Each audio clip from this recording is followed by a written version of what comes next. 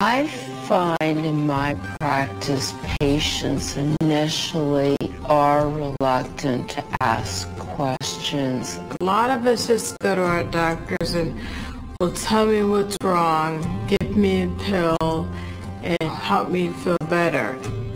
I don't think that people my age are very comfortable with asking questions. Often when you get in front of your doctor, you forget what you wanted to say. You get nervous, you get a little anxious. There's this notion that the physician doesn't want to be challenged. I've often heard patients say, you know, I don't want to keep bothering you. I have another question, but I think I've taken too much of your time. They don't ask a whole lot. They're just like, okay, whatever you want to do is fine with me. He's a doctor. Who am I to ask him a question? They know what they're talking about. Why should I, even question what they're doing? I don't want to make them feel like I'm second guessing them. But you have to. If you're willing to ask your hairstylist a question or your grocery store clerk a question, ask your doctor a question.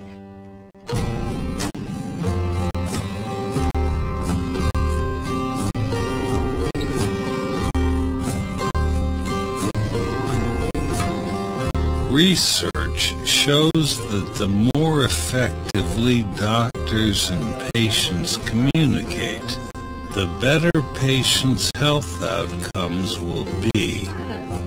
So as you're waiting for your medical appointment, take a moment to listen to the voices of clinicians and patients like you, talking about the importance of asking questions.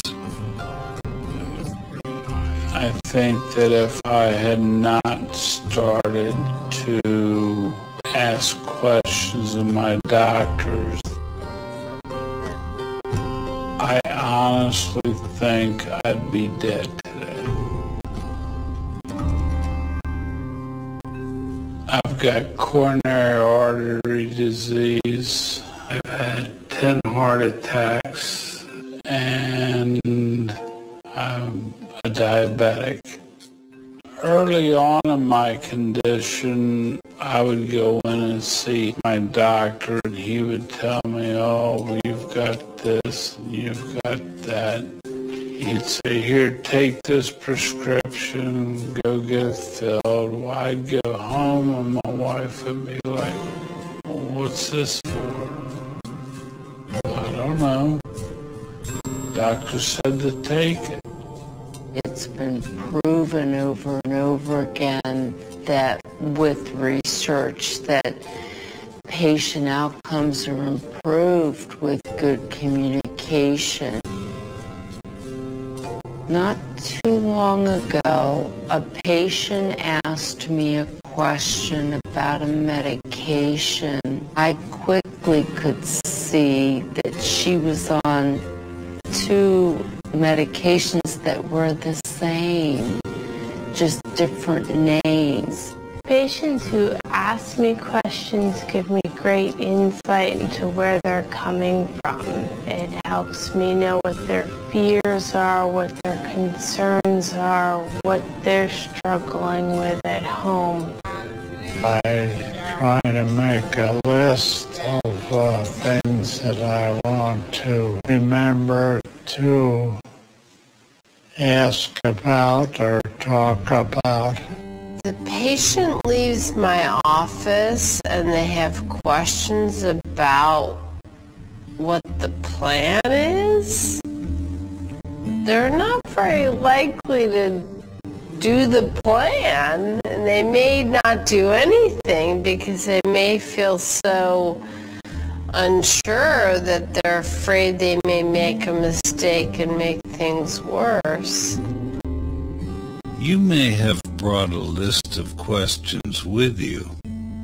If not, look for this pad provided by the Agency for Healthcare Research and Quality and write down your top 3 questions you want to make sure to discuss with your clinician. I feel much better about the fact that a patient will stop me and say, you know, I have a question about that. Why am I waking up at night with these chest pains? I hear that there is this other medication. Do you think it might be a good idea trying it? Will it be okay for me to take that? Will it interfere with this medication? What anti-anxiety drug is Mom supposed to be getting now? How many pills should I take? 2 pills once a day or 1 pill twice a day? My doctor listened to me. She had me start talking, and I think that's how she figured out so quickly what was wrong with me, because she just asked me to start talking. I encourage my patients to do research and come prepared to an appointment in the same way that they might come prepared to a business meeting or to a conference with a teacher, because it's of equal importance. At first I felt a little nervous questioning my doctor about my own findings of what I found online and what I had researched in books. But after I got past that fear and asked that question, she was like, well, I'm glad you asked that question. Yeah, I have a wonderful doctor. I come with my little list of questions, and I'm a doctor. Sometimes people will come in with a lot more questions than there's going to be time for that day. That's okay. You don't have to get them all answered in one day. And in fact, as you're making a list and thinking about issues that are important to you, it's actually a really great idea to tick off or make a little star next to those issues that are most important right now. You don't want to get to the end of the appointment and be thinking, oh, that's the one thing I wish I had asked and we didn't get to it. When I had While you're meeting with your doctor, keep in mind, it's not enough to ask questions. You also need to make sure you understand the answers. Communication is a two-way street. Sometimes Starbucks does a better job at this than we do in healthcare. You know, you order a drink, they repeat it back.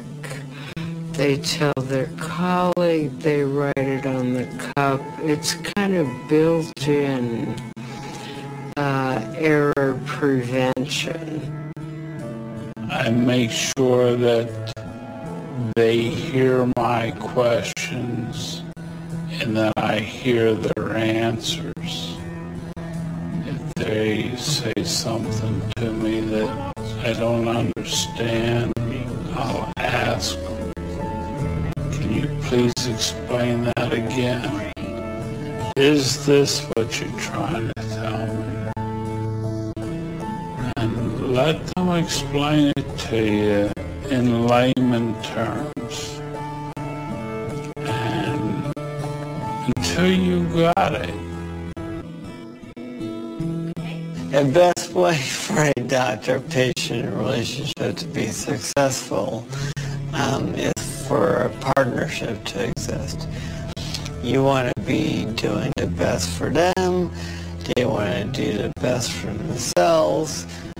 You ask them questions, they ask you questions. It's a two-way street. And you cannot be afraid to talk to your doctor. It's a partnership of communication, and it is vital.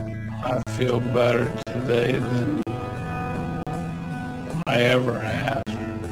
I think I've become more committed to asking questions and not being afraid to ask questions. I feel like that's my right to feel good. The lesson I learned is being proactive for yourself, you know, taking your health into your own hands, being your own advocate. Now I walk in and I'm like, oh yeah, I've got a lot of questions for you.